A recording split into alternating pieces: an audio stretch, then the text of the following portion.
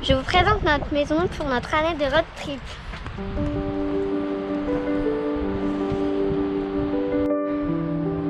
On peut pas commencer cette vidéo sans parler du système pour tracter cette roulotte. Donc ici on est bien équipé. Pour être en confort et en sécurité, on a fait installer ce système pour tracter cette roulotte. Bien évidemment avec tous les renforts qui vont bien. Donc ça se fixe à la voiture. Un frein de secours pareil qui va venir se fixer à la voiture. Si ça s'attire et que ça lâche au niveau de l'attache, ça va freiner automatiquement la roulotte et éviter que celle-ci ne recule. Voilà la connexion électrique. Quoi dire d'autre, là on a mis l'antivol de sécurité quand on est en camping, et on a un système de vérin pour la montée qui est aussi électrique. Donc tout ça pour conduire en toute sécurité et quand même avec le plus d'aisance possible. Je vous le montrerai dans une prochaine vidéo. C'est assez simple et rapide à mettre en place, ça se fait plutôt bien. Donc là, comme vous le montrait Léa, on a fait installer 2 bonbonnes de gaz pour être aussi en autonomie lorsqu'on va pouvoir être sans raccord au camping à l'électricité, avec également 2 grosses batteries au lithium de 1000 ampères. Celles-ci sont aussi reliées, on les voit pas, mais à 2 panneaux solaires qui sont sur le toit. Parce qu'il faut savoir que lorsque la roulotte n'est pas connectée à l'électricité, on va forcément avoir un manque d'autonomie sur les prises électriques. Je vais vous expliquer dans la suite de la vidéo.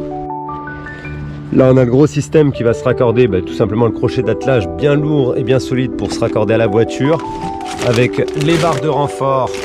Je vais pas tout vous sortir, c'est assez lourd, c'est compliqué, qui vont venir une de chaque côté pour aider à la direction de la roulotte. Voilà, ça c'est le système pour quand le système électrique ne fonctionne pas, pour mettre les pieds de stabilité qu'on a à l'avant et à l'arrière tout là-bas pour stabiliser la roulotte une fois qu'on est arrêté. Et ensuite on a le système de tuyaux que je vous ai expliqué pour les eaux usées, de câbles électriques pour se raccorder et simplement de câbles, de tuyaux pour se raccorder à l'eau.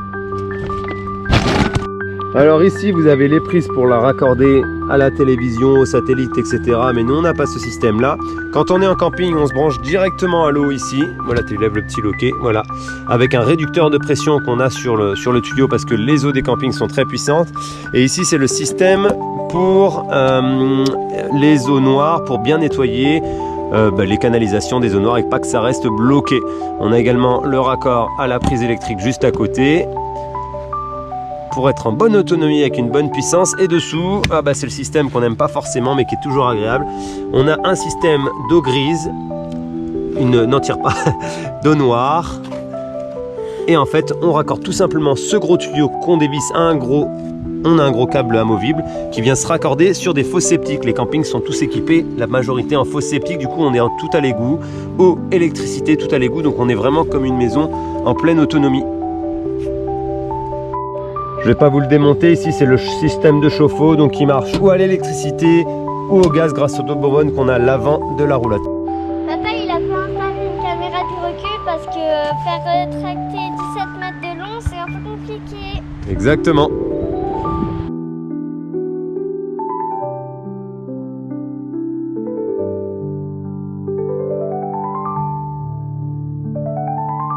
Remplir l'eau quand on n'est pas raccordé à l'eau, pour dormir à plat et 2 prises d'électricité. Bah là, visiblement, on n'est pas trop de niveau, hein. T'as la tête en bas quand tu dors? Non. La chose qui est bien, c'est la petite douche extérieure.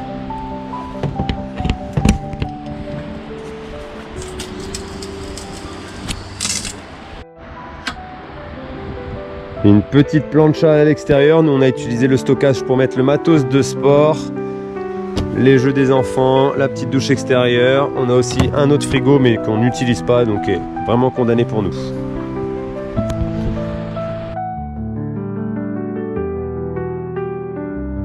La suite parentale.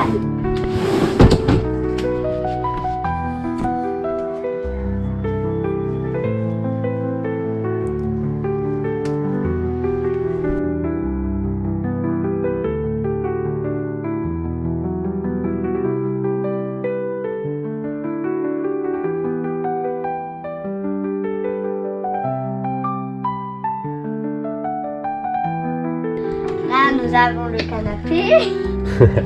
Le salon. Sans télé. L'espace télé sans télé. Petite radio lecteur DVD mais qui n'est pas raccordée vu qu'on n'a pas de télé. Petite cuisine avec, on a pensé à prendre des assiettes incassables parce qu'il faut penser à tout ce qui va bouger quand on va être en déplacement. Donc nous on cale tout dans l'évier, on referme tout. Regardez, tout a des tampons, un système de frein. On va jusqu'à mettre les œufs au frigo pour éviter que ça se balance dans tous les sens. Au four, oui. Voilà les systèmes de rangement, tout en cuisine incassable. Hop. Tout ce qui va bien. Sans oublier les petits couteaux de Nontron, Vinta 4. Les petites tasses à expresso, très important.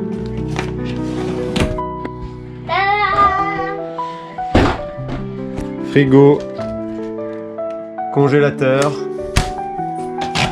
Le micro-ondes qu'on n'utilise pas nous sert à stocker le pain. Donc on a un feu, un système 3 feux.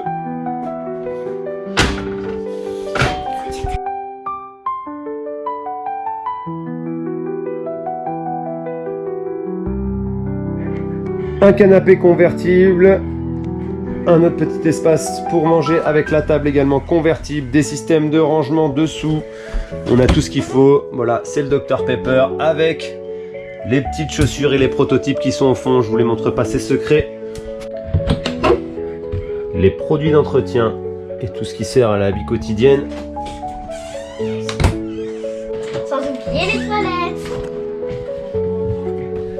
Toilettes. Et la douche.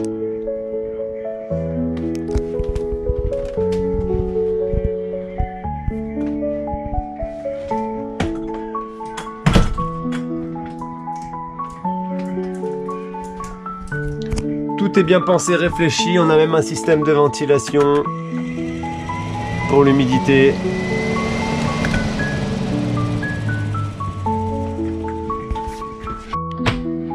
Tout un tas de rangements pour l'alimentation et le rangement secret. Voilà, optimisation de la récup et de l'entraînement avec NutriPure. Tous les compléments que j'ai pu apporter pour le début du road trip. Du magnésium, multivitamines. Voilà, on a tout ce qu'il faut pour tenir cette année. Enfin, une partie de l'année. Sans oublier la chambre des enfants. Donc ça se déplie en lit, mais ça leur fait un espace pour travailler, dessiner, s'amuser ou se chamailler. Avec de quoi ranger les livres. De chaque côté, première médaille de participation, petite course qu'on a pu faire ici. Encore un lit qui se rabat, mais qu'on utilise pour ranger les valises, les vêtements d'hiver.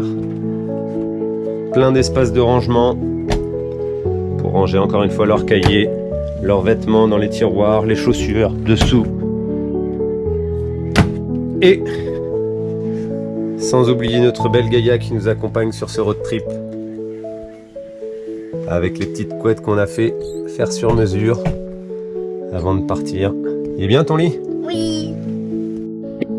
On a également un système de chauffage et de climatisation quand on est raccordé à l'électricité. Deux connexions USB pour se brancher, se connecter, recharger. Et tout un système ici de fonctionnement. Ça me fait l'indication des batteries, des eaux fraîches, un tiers d'eau usée, etc. Les eaux grises, combien de fois, à combien elles sont utilisées. Le système pour rentrer et ressortir le haut vent qu'on a ici. Donc le système électrique, le système pour la rallonge que vous pouvez forcément rétracter au moment de circuler. Donc ça c'est la pompe pour activer l'eau, qu'on puisse avoir l'eau. Ça c'est le chauffage au gaz quand on est en autonomie et qu'on n'est pas raccordé à l'électricité. La lumière dans la cabine, et pour faire chauffer l'eau en mode électrique quand on est en camping. Lumière extérieure, il y a tout un tas de systèmes de LED à l'extérieur, etc. qu'on peut gérer aussi. Et regardez, ça fait joli, je sais pas si on va le voir, les petits LED là qui vont bien tout du long, c'est assez chouette. quand on est le soir. Mais là, on va éviter d'utiliser la batterie pour rien. On va tout remettre à zéro et pas besoin d'eau chaude parce qu'on est solide et on se douche à l'eau froide.